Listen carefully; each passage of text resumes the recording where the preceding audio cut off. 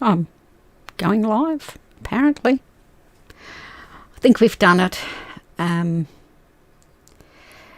YouTube is still counting down on one of them, but I take it we're here. So, hi, I'm Bank Slayer. I've still got to organise things. I've got to set myself up. Today I've been trying to learn the new system that I've got, but I really have no idea what I'm doing, which is par for the course until I learn. So this camera's really all over the place. This one, I've got a new camera today, so that didn't help. Another cheapie. I just thought this one might be a bit better. I don't know. I'll compare the streams later. So, as the title says, I've changed the title. I was going to talk about, you've got a legal matter, so, what are you going to do about it? And, how do you cope with how you feel? Because that was a really big thing for me.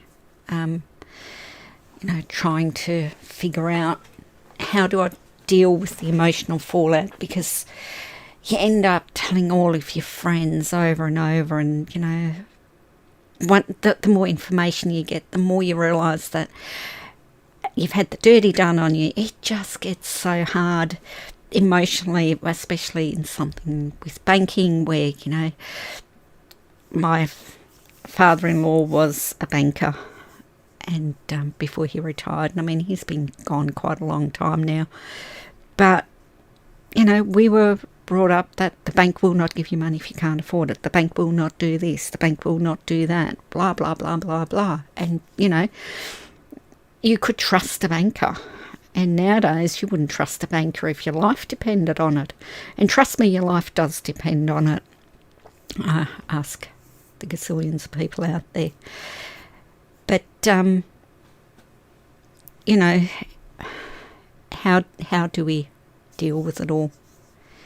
It's just really, really weird. And then today we had another curveball thrown at us. So I live in the Peel region, and Peel and Perth has had a 3-day lockdown announced,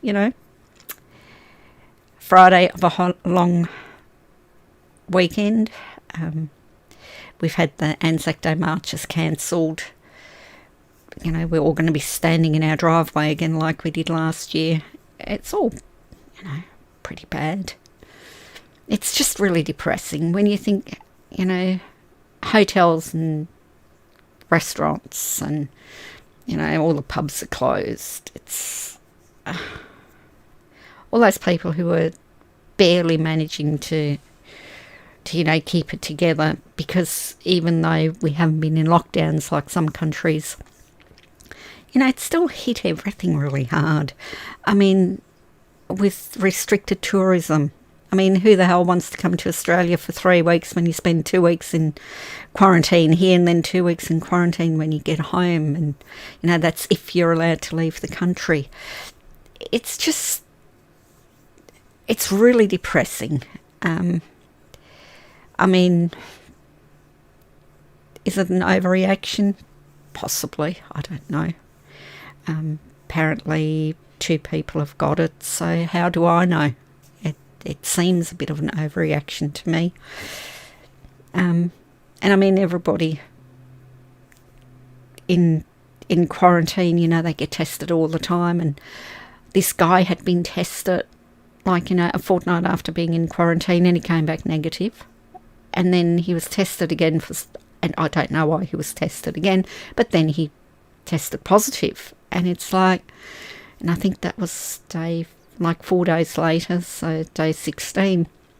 So I don't know, don't ask me. It's just pretty annoying. So now when you go out for a walk, you have to wear your mask. And that little accident that I talked about yesterday, well, this morning was the first time since the accident that I took the puppy for a walk, and I wasn't even done with the walk and my leg was done. And it's like, last time we had lockdown and we had to wear masks, I did not cope well. I wore them. I wore a mask when I had to, but by God, it was awful. I'm not sure if it was panic attacks or if I just wasn't breathing properly or what, but I did not cope well with the masks, and I didn't take the puppy for a walk. Mind you, that's because it was blooming hot, so it could have been because of the heat with the mask. I mean, we were having 36-degree days. I really didn't cope well with it, so I'm not looking forward to it.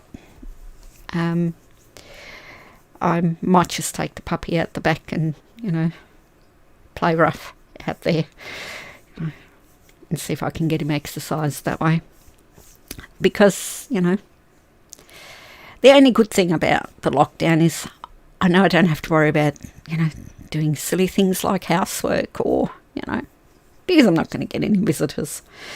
So I guess there's that. That could be a good thing if you just want to be able to, throw your bra off and go off and do whatever. I don't know. I don't know how other people relax. I'm not relaxing at the moment, but I do have my celebration glass of bubbly, and I don't usually drink when hubby's away. He's away at the moment, doesn't get home until Monday night, and he will be allowed to travel home because he's coming home from work. But I'm not drinking alone. I've got someone else in the house, and he's got another glass with him, so it's not like I'm sneaking off drinking, but I am. So I don't know what's happening everywhere. It's there's a delay on the YouTube, which is exciting. And I've got the Twitch up, and I don't even think this is showing on Twitch, even though I've put the Twitch in. So I don't know, I'll have to read all the documentation. I've been using OBS, but I've now put OBS Live on, and no idea. Anyway, let's talk about some of this dealing with the law. Now, there's lots of different ways that people do it. It's a friend of mine's ex-husband died, and he didn't have a will, so his children had the delightful task of doing probate and settling the estate, and they had a horrific experience that took 8 years, and they had a lawyer dealing with it. They ended up having lots of lawyers take over the case, and it was a schmozzle. And the lawyers cost them a lot of money because they forgot about the options on shares and didn't act in time. And of course, these young people had no idea, what their rights were. So they ran out of time on making complaints, and it ended up involving the ATO, and it was just a really horrible thing. So it was a bit weird hearing just how long this dragged out, because it literally started before I did my law degree, and it finished after I started working at a law firm. And it was just, to me, that was a long time. And just seems really weird. I'm going to have to drop this camera down because it's doing my head in. Oh, look, that's a bit better. Not much better, but that's as far as I can drop this one down. That's really... never mind. I wonder why the other one sat so high. It doesn't seem to. But... And then I know a lot of people who've gone through the family court, and that is an eye-opener because, A, you don't expect to get divorced. You don't expect the person that you loved and had kids with to suddenly turn into this weird person who makes all of these odd demands and, suddenly, fights over things that don't matter. When I was working at the family court. I had a short placement there. I was there for a week. It wasn't a long time. But in that week, I had a magistrate take me under his wing, and he showed me all of the ropes, and we heard a couple of trials. And in one trial, I had to go through the affidavits a few times just to make sure that the magistrate was on top of the facts, that he hadn't missed anything. And they were literally fighting over assets like old utes and old cars. It was really weird. To me, it seemed like, why are you fighting over this? It's costing you so much to show up in court. And I mean, they were both self-represented, so that was all right. They didn't pay legal fees for that. But, you know, I don't know why the bloke argued as much as he did, because she didn't ask for a lot. She wasn't, you know, the ex wasn't making demands that were unreasonable. And of course, all of the dirty laundry was thrown into the affidavits. It was, you know, you kind of read so much more than what you thought you should. You know, it was really hard to sort of get the overall picture of this. And, you know, it's pretty sad. And, you know, they settled that case, so that one was done, and then another case started. And, you know, the bloke had paid his lawyers a mozza, a bucket full of money, and he showed up in court self-representing, and he didn't have anything. No anything from the work that the lawyers had done for this massive amount of money. You would have thought that he would have gotten 3 or 4 books of explanation of what's going on and what his legal position was and what things were up to and how he can do it on his own. But no, that they simply threw him to the wolves, and I thought, that is awful.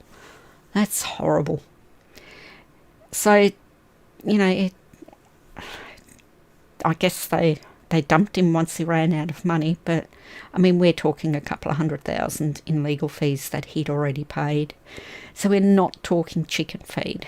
And, you know, that couple of $100,000 could have, you know, gone into a trust account for the kids, much better off, just by my way of looking at it. And, you know, you hear about people going through the family court who end up having had 5 or 6 lawyers at the same law firm. And it's like, how can it drag out so long that the lawyers move on to another position with another law firm? It was all supposed to be easy. And people really have got no idea what's going on. They don't know how to talk to the lawyers. They don't know how to get the information out of the lawyers. You know, and then there's lawyers who seem to take really weird instructions from their clients. It's like, you're kidding me. Why are you putting these documents into the family court? I mean, you know, you're the lawyer. You should have told your clients, no, you can't do that. It's like the clients are putting in affidavits without running them past the lawyer. It's the idea that I get with some of the matters going in front of the court. And you sort of think, oh, I think people overestimate the kinds of things you can do, and they just throw everything in there. And of course, the other side's left not only scratching their heads, but they've got to answer it. You know, you've got to respond to this stuff. And I mean, how do you respond to a pack of lies? You know, everyone says, you know, he said, she said, but, you know, if the kid's too little to talk and, you know, no one sees what's going on, you know, it can be really stressful. And then there's the banking matters. And most people who get done over by the banks don't even realise that the banks broke the rules, they broke the laws. You know, the bank employees should be going to the cleaners. I mean, there's plenty of cases where the bank employee has done something and it's cost the client, the customer money, and the bank calls in the police, gets the police to investigate what the employee's done, and then they get sued for what they did to the bank. But then there's no fixing it for the client. You know, the customer's kind of stuffed. And you sort of think, why? What is it that you don't want this to come out? And I mean, banks always break the rules and don't report to ASIC when they should. And, you know, they do shit that they shouldn't do. It's kind of really depressing. So, still no viewers. Doesn't surprise me. No one really knows I'm on here. It's like, I will have to tell people that I'm back. It's, you know, one of those things. But I shall talk to myself for quite a while. I do need a bit more, you know, oomph about what I want to talk about. And at the moment, I kind of need a bit more feedback about what people want to hear, because I don't know. I really don't know what you want to hear. See, if I put the camera up, I disappear, but I can see the camera better this way. See, little things. It's like, interesting. Anyway, I was really busy today just trying to get on top of the technology. So I didn't do any research into anything, and I was supposed to get back to someone who contacted me, because I did find what they needed to convince their lawyer to put together a barrister's brief. So I'll probably send an email to her after I'm done here. But it's always really hard to think of things to say when you've left it open-ended, because the Fridays, in my way of thinking, the way that I want to set up these live streams, because I want to do it 4 days a week on YouTube and 2 days on Patreon. And the reason I've decided to do it that way is because, you know, I haven't got a job and I need to be able to use my law degree. And so on the Tuesday, because I don't want to do it on a Monday, because Mondays can be problematic for me. It's either just before my husband gets home or my husband's about to leave. So Mondays tend to be a bit more convoluted for us. But Tuesdays, he's either come home and he's settled, or he's just left. So Tuesdays are pretty good. And, you know, the Wednesday, Thursday, Friday, as long as I'm doing it consistently every night, I'm quite happy with that. So what I thought of doing is on the Tuesday, I might, you know, depending on how many people end up seeing all of this and how many people comment. So, you know, if you find this video, just comment, share it with people that you think might want to start following, and maybe have some, you know, make a comment about what they want to find out. And, you know, just like it, and, you know, maybe subscribe. Because if I can start to make money on this, then I don't have to go out and work for someone else who may or may not support my activities with helping people who want to fight their bank. So, I mean, this isn't legal advice. There's nothing in these videos that could be misconstrued as being legal advice. And that's why I've gone to the Bank Slayer channel. Because the one that I had started specifically to do these videos, it kind of sounded a bit more legal, like, you know, like it was a law firm. And I thought it was a really clever title, and you wouldn't think that it was a law firm. But then, blow me down if I didn't find out that there was a Lady Rosa law firm in England, and I think they've got an office in Sydney, because there's one registered in Sydney as well, which I thought was really So I've always been hesitant to discuss the law in a lawyerly way. Like, I don't want to come across as being a lawyer in these. I want to come across as somebody who's gone through, done the hard time. I ended up getting a law degree because of what we went through. I've done a master's because I really needed to hone some of the skills you need to be practicing the law.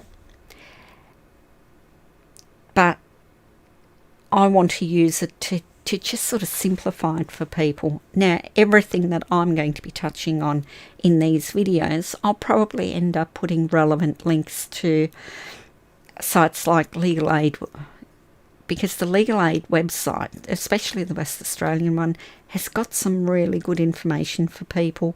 They've got the correct forms that you need to fill in. They help you do stuff. But when I was working, I would have clients come in, they said, you know, I've looked at the Legal Aid website and it's really good. And they said that I can do this myself, but...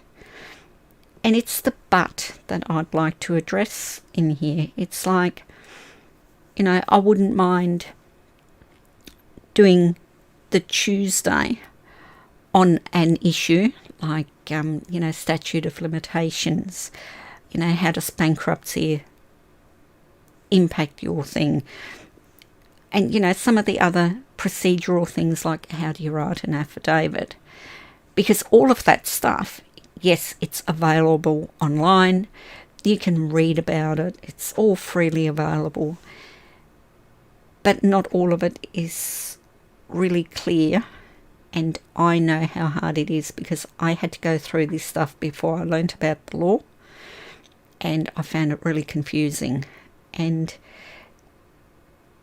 you know, people say, you know, lawyers aren't anything special, but you have to start thinking a different way as a lawyer. And words don't always have their ordinary meaning. And if you're affected by one, like, rule, a law in one act, there might be something else in another act that's affected by it. Like, you know, it's all connected. So you might have the ASIC Act and the Corporations Act and the Statute of Limitations, or so the Limitations Act. You know, you've got all of these. And I mean, I'll have to get, when I talk about the legislative overview for all of the different things, I'll just do up a PowerPoint to sort of show you how it all connects. But the reason I want to do it,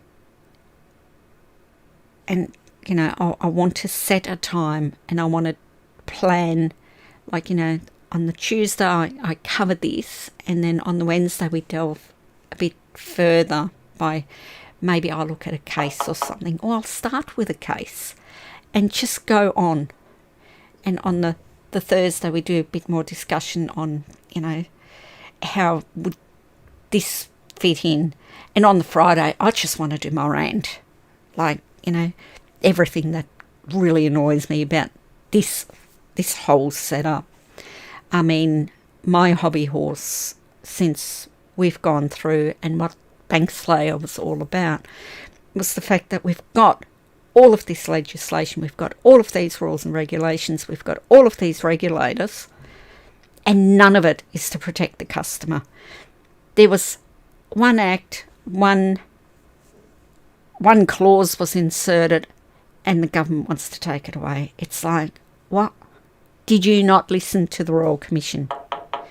It's that knocking is messages, and I'm really curious to see what they are.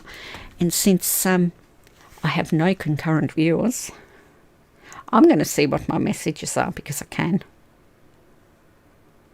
Oh.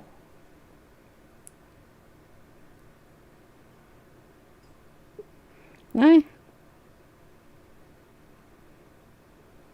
No. Oh. It's all right. It's all right. Doesn't matter. someone's shopping list, a picture of the shopping list, and she knows she's misspelled one of the words, and she's curious how long it'll take for her significant other to to change it. It's like, okay, that's really good. I'm glad I know it now, though, because you need to know these things. So another thing that I would really like to be able to do, and I'm not sure if I'll be able to do it just on the YouTube or only on the Patreon. I would prefer to have it on the YouTube available immediately, like, do the live available immediately to everyone. I would love to be able to do, like a Zoom conference call with judges and other lawyers, and for them to discuss a case, or my way of looking at things is, I was getting contacted by an awful lot of people who get caught up in the freeman of the land arguments, the constitutionalists, because these arguments, the way that they write things, God, it sounds so good. It sounds so persuasive that this is a real law. And I remember when I was my first semester at Charles Darwin doing the law degree, and we had a married couple teach. So I ended up having the husband as my torts lecturer, and the wife was teaching Introduction to Law, and we had to do this essay, and it involved doing some research and how we would deal with things, because it's an introductory unit. It was, I don't know, 1,800 word essay, or might have been 2,500 words. It wasn't excessive. It was in depth, and we had to go into all of this. And then after the due date, after she'd marked it, we had a whole lecture, and she went off. She was not a happy camper, because a couple of the students had gone to sources that were obviously, as she termed it, pseudo law. And she said, admittedly, you're first year law students, but we've told you which sources are correct, and you should know how to identify pseudo law. And then she had written out this whole lecture, because she didn't want to miss a single thing. And then her husband was so impressed with it that I got it again in the torts unit. And these were law students who were looking at legal avenues for people to seek justice, and they stuffed up. And they knew they'd already gone through, I think this was week 6 or 7 or something. It wasn't really at the very beginning. We'd done a lot of work already. And, they fell for it. They fell for this freeman of the land claptrap, and that's what it is. It's claptrap. So I think I'm not really solid on how the freeman of the land arguments work, because I deal with real law. I don't like the way some of the real law is being applied. I think a fair bit of it's being abused to the detriment of, the general population. It's like, who gives a shit about you? We'll just sort out, the people that can afford the most money. You throw enough money at it and the problem will go away. But I really need to put information out there that's easily accessible, where I point out that, this isn't good law that you're trying to do. So I touched on that yesterday. I can't remember how much I ranted about it, because yesterday wasn't supposed to be a rant. But it ended up being a rant because, I only came up with a bright idea to actually kick this channel back in yesterday. Well, the night before, but only did it yesterday. So I'll probably be spending a fair bit of time on that, especially because I know there's so many self-representing people out there, and once you've self-represented, it's really hard to get a lawyer, and that's because lawyers don't want to deal with people who've done so much work. A lot of people who have self-represented, it's an attitude thing, and I never self-represented. We had lawyers. Our lawyers stuffed up. We lost everything when we shouldn't have. I've talked with legal professionals about our case since becoming a lawyer, and I'm sort of saying, this was fraud. We had the proof and we still lost. And they sort of say, well, it's really hard to prove fraud. What have you got? And when I tell them what I had, but that was fraud. So this isn't me talking out of school or saying that something mattered more than what it did. This is just the way it is. It just was. And I found it really hard when I talk to people who've self-represented. So, because they are very aggressive. A lot of them are really, but you're wrong on this law. And some of the law that they've got, it's so persuasive, and you're there, but it still doesn't sound right. And there's a lot of lawyers who sort of just there black and white and saying, well, no, that's not how it is. But when you're like me and you really look at things, and then you start reading who says what, and some of the qualifications they put forward, you sort of wonder if it's a real thing. And I'm not talking about, this act exists, but the things where, there's been legal argument about an act not actually having been enacted properly, so that it can't be the law. And that's a really interesting thing to me, because I'm also a bit of a conspiracy theorist, which, I can hold 4 or 5 different conspiracy theories on the same topic that are totally opposed. They cannot all be true. And I can hold them, and I can see the merit to each argument. It doesn't mean I'll buy into it. It just means I sort of think, it could have happened that way. And wouldn't that be interesting? I was so disappointed with the American election. I really was. One of my Facebook friends is highly committed to the QAnon stuff, and she was posting all of this stuff in the lead up to the election and the fallout from the election, and leading up to things. And I can tell you right now, for anyone who's been listening about the January 6th, I can tell you she was posting, do not go there. Do not be in Washington on the 6th of January. They are, the other side's going to do nasty things, and they're going to blame the Republicans. I knew that was coming from her. I just think the involvement a lot of Americans have in their politics, it's so much better than here.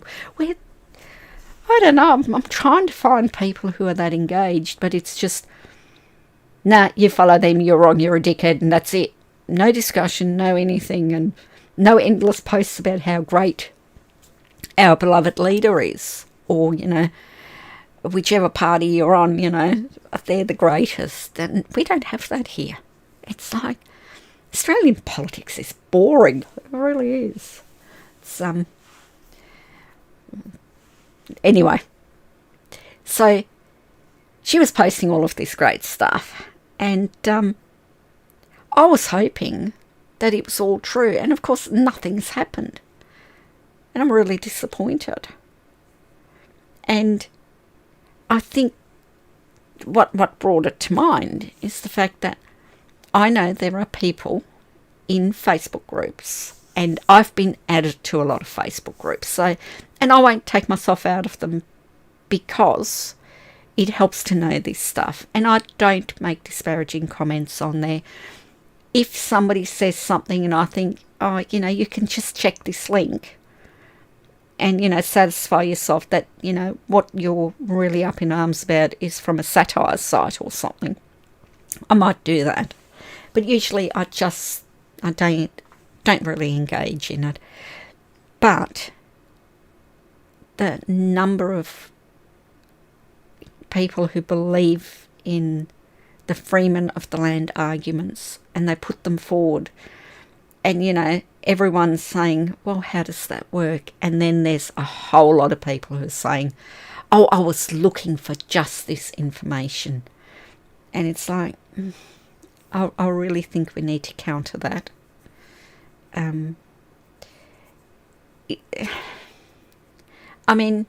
I believe in freedom of speech, and I think they have every right to say it, but I think we need to really make sure that people can get the right information. And I've kind of got the darks with the legal profession because they won't ever admit that they are part of the problem.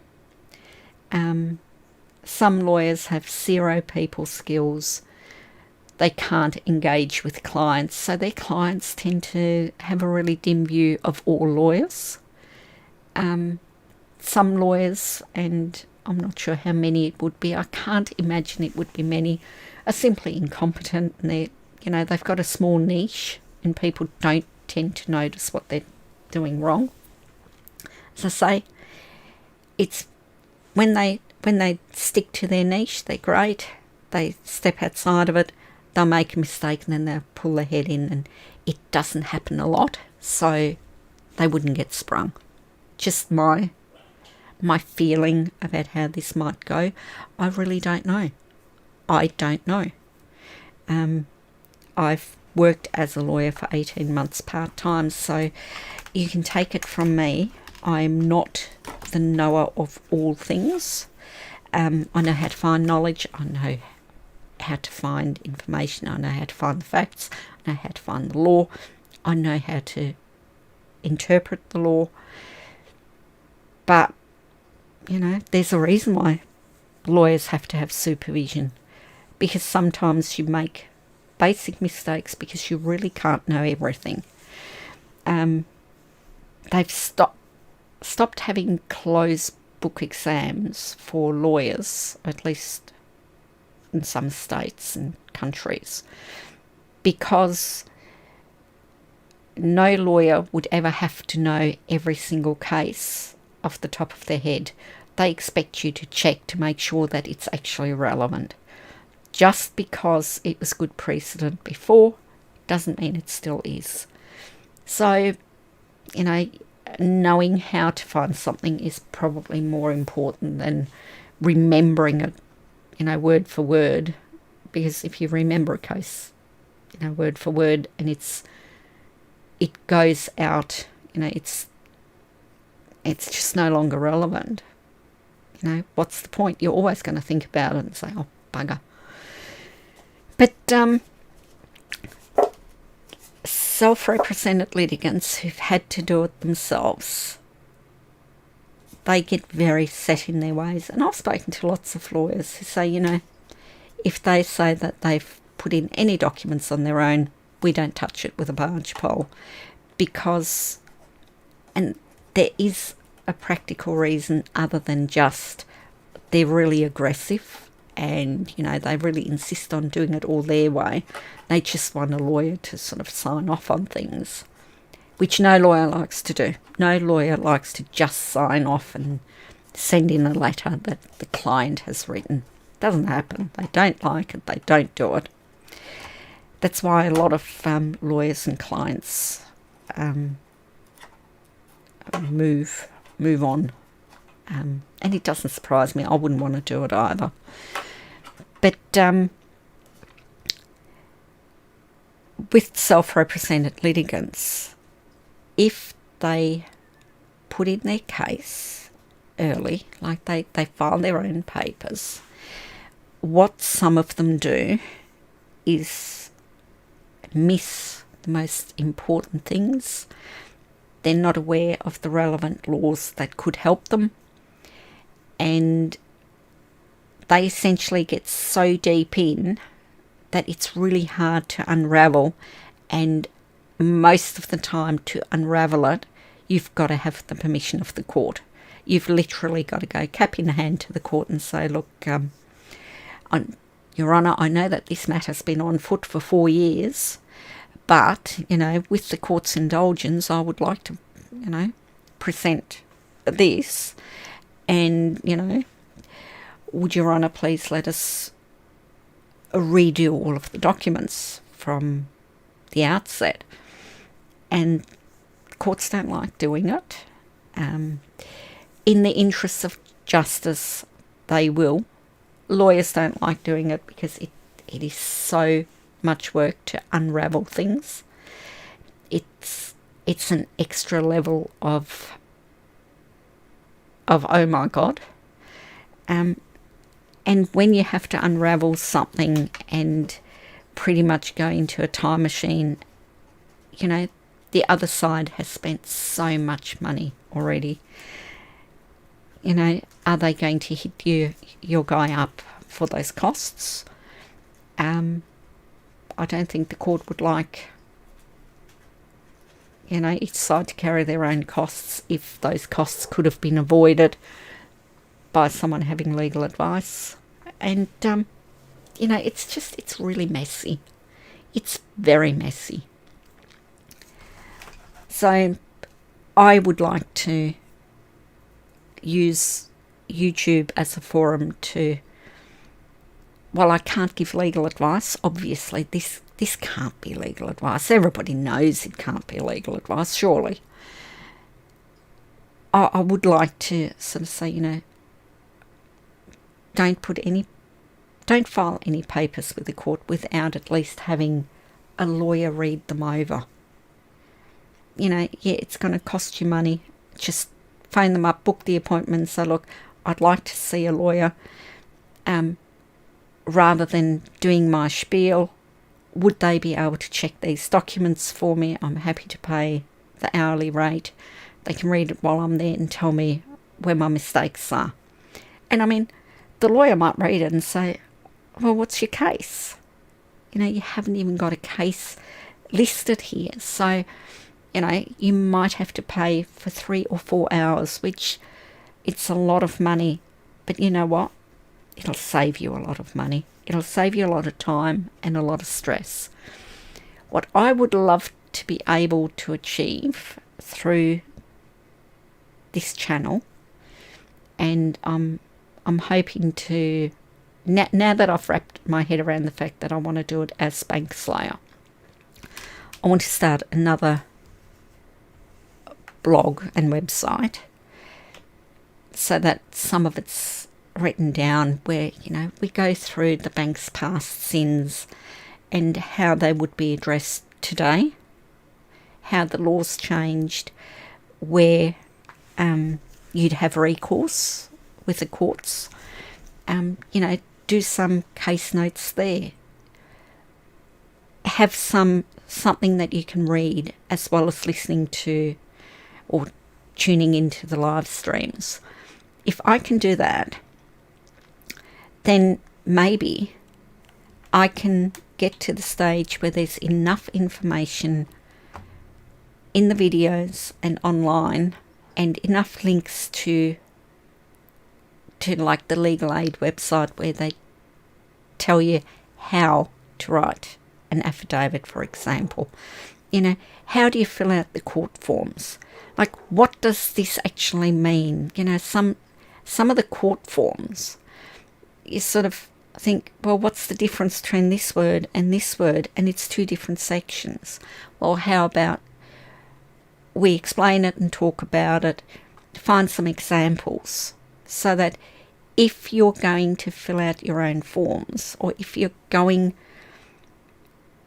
to do this, you can get it to the stage where all you have to do is get a lawyer to look over it and maybe help you, iron out the bits that aren't quite correct. But I would love to be able to help people to get almost to the stage where they've got a barrister's advice done. So a barrister brief, so that you can give it to a barrister and they'll give you a legal opinion. Now, in Western Australia, you still need to have a lawyer to do that. But I might talk to a couple of barristers to see, and I might, talk to a few of the officials to see, well, can self-represented litigants instruct a barrister? Because most people can't find a lawyer because they don't have the money. With limited funds, it seems really harsh to have to do both. But that's the state of affairs at the moment, so, I can look into it. But it'd be really good, how do you write your case in a way that if you're going to go in to get legal advice, you've got a sheet of paper and a chronology, and you just make sure that you cover the things in that sheet of paper to let the lawyer know what it is you want. Now, I need a sip. Sorry. I'm fine. No one's watching right now. I'm going to keep it. So, when I was working as a lawyer, I had it happen a few times where the clients come in and they'll sit opposite you and they start telling you what's going on. Now, I always said, look, what I want is, rather than me starting to write as soon as you start telling me your story, how about you tell me really briefly, just give me the gist of what it is you've got a problem with, and then when I sort of know what your end goal is, we'll start at the beginning and you tell me your story and I'll take notes. Because, spend 5-10 minutes telling me the big picture, and then we'll take notes and we'll go off. And I've had a few people come in and they would start telling me this story, and I'm starting to think, doesn't seem to be a legal problem with all of that. And then I'll say, well, it doesn't sound like you've got a legal problem with that, so, I think it's a waste of time you being here. And then that's not what we came to see you about. It's like, you've just spent half an hour telling me this great story. And I can tell you right now, there's a lot of people who keep doing that every time they see their lawyer. And I'll probably do a fair few live streams just on how to save costs. Saving money on your legal fees, it's reasonably hard, but there are some tweaks, and one of the tweaks is don't keep talking. I mean, look, if the lawyer's your friend, I'm sure you can see them out of office hours and it'll be free to have a chat, as long as you're not asking any legal questions. Don't ask a lawyer legal questions outside of the legal environment, because, it's just, when I meet a doctor outside of office hours, I don't ask them medical questions. I don't want a free consult. It's as simple as that. It's like, if your kid meets their teacher out of the classroom, it's not like they're going to be asking for a lesson or anything. Probably bad example, because, kids wouldn't want to talk to their teacher outside of school usually. They probably love them. But, you know, to save money on costs, that's a really big one. And some law firms are really strict on every time you get an email. It doesn't matter if it's 1 line or 5, and you read it in like under a minute. That's a 6-minute charge. So you get charged 1/10 of the lawyer's hourly rate. So if your lawyer is being charged out at $330 an hour, you're paying $33 for every 3-line email that you're sending to that lawyer. Now, if you were to send a lengthy email that takes the lawyer 15 minutes to read, that is still cheaper than sending all of those emails as you remember things. So don't bombard your lawyer with emails. I mean, I've had a few clients do that. When it happened to me, I went back into the billing, and I just sort of put it down as a chain of emails, and I charged them a one price that ended up being cheaper than, you know, the 6-minute increments, because over this a 2-day period, I think I would have gotten 50 emails from these people, and they didn't add anything to the story. And, you know, by the second day, they kept sending questions like, you know, you haven't filed these papers, you know, blah, blah, blah, blah, blah. And it's like, I saw you yesterday, and all I've had time to do is read your endless emails. And apparently I was incompetent because I hadn't filed court documents and solved the issue totally after 5 days. So after 5 days, they actually came in and, you know, made this big to-do about how I was incompetent and they were leaving. And it's like, I met you 5 days ago. And I had actually done a fair bit of the work and had sorted a fair few things, but it wasn't quick enough. And that's another thing. If you're starting to stress about time, keep an eye on, like, diarise it. When somebody says, you know, you've got to have this in by this date, diarise it. Send an email with all of your questions, including how you're going with the paperwork.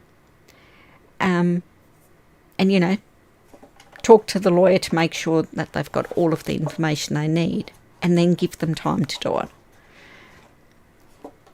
But if the day before if they're not ready to file those documents and you're going to run out of time, then, you know, you're within your rights to do a bit of bouncing, in my humble opinion. And my humble opinion is formed by the fact that after we lost at summary judgment, we walked out of the court. I said to the lawyer, because husband and I had already discussed it, said, we are filing an appeal. Can you get on to doing that, please? You know, we'll get it done. And,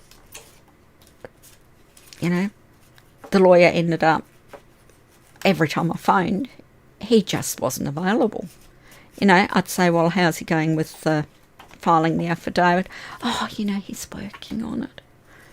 Well, can he please let me know how he's going, when he's going to file it?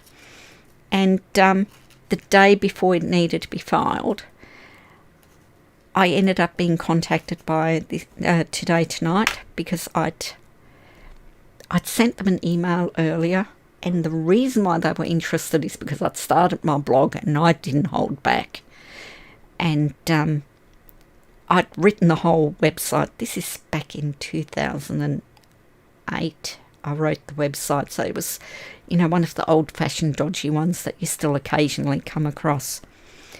And, you know, I was sort of blogging in there, but I didn't know that you could connect, and I'm not even sure if you could connect WordPress to it then. I think you already could, but I absolutely no idea. I only knew a little bit about website design. And So they phoned me on the Thursday and said, are you available for an interview tomorrow morning? And I'm there, yep, come on down. And after I got off the phone with them, I phoned the lawyer, and of course, receptionist says, he's out of the office at the moment. Can I leave him a message? And I said, yeah, just tell him that I'm being interviewed for today, tonight, tomorrow. So, it'd be really good to know that the appeal's been filed and everything. And actually, no, the appeal was already supposed to have been filed, and he hadn't let me know that he'd filed it. So I think it was due on the Wednesday or something. And you wouldn't believe it, but 10 minutes later, he's on the phone and he's telling me, yeah. And just told him to come around to the office and interview me too. And it's like, okay. And what I didn't know, and I didn't find this out until after we lost the appeal, is he hadn't filed the appeal, had no intention of filing the appeal. He actually ended up charging me for that night, searching to see if he could file the appeal out of time. And the next morning, he filed the appeal out of time. At 9 o'clock, just before the reporter came to interview me, I got a phone call from him saying, your appeal's been filed. And it's like, okay, not a problem. And it's, it's pretty rough. And I mean, I think he charged me $660 for him to find out if he could file the appeal out of date when I had instructed him to file the appeal. And, apparently he didn't get in trouble for that either. So, but he's not practicing anymore. He did over a really rich dude in Perth, and apparently he won't be practicing ever again because you can screw over people like me, not a problem at all, but don't mess with rich boys because, they pull strings and get you taken off. And probably me saying that will get me struck off as well, but, small price to pay for being allowed to tell the truth, I guess. But, so it's all a bit convoluted, really. And, you're supposed to be in the driver's seat as the client. And you just have to remember that. I wouldn't mind spending a bit of time going through some of the SAT cases where lawyers have been, charged with being naughty. So sometimes they go to the state administrative tribunal, and then if it's really bad, they'll take them to the Supreme Court, and then they're on trial and they have to really, prove that they're not the naughty people that the Legal Profession Complaints Committee has made them out to be. Turns out that our barrister, at the time, for the time frame that he was supposed to be preparing for our I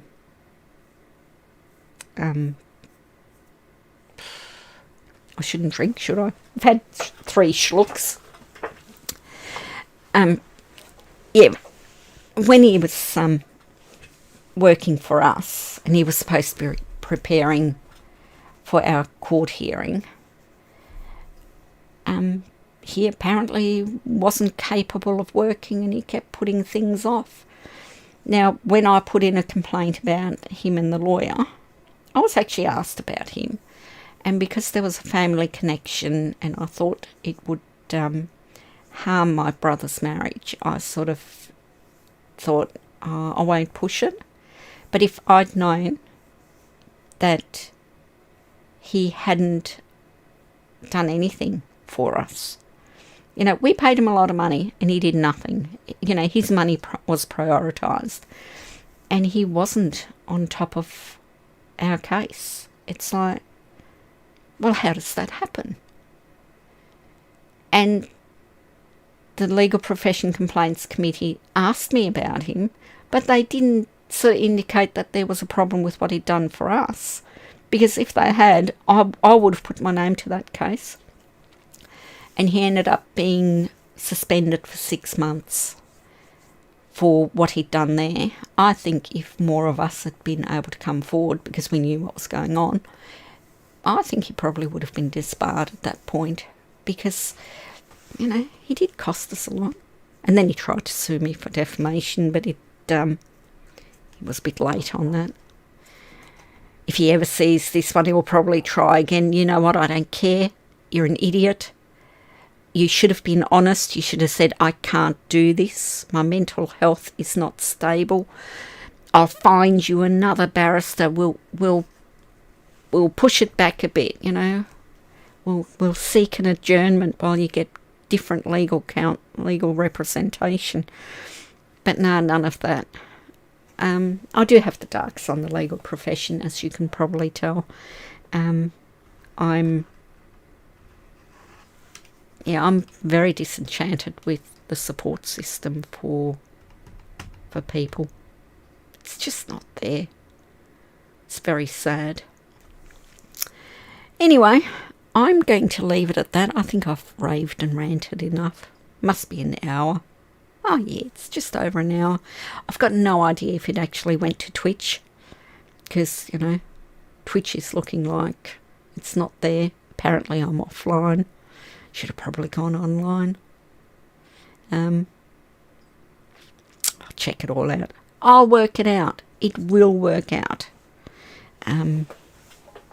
Not sure when, but I'll get it all figured out. I mean, it asks you to sign in only with one instead of, sign me in on all of them. Still, I will get there. It's a learning curve. I'll get there. We'll be fine. I'll catch you later.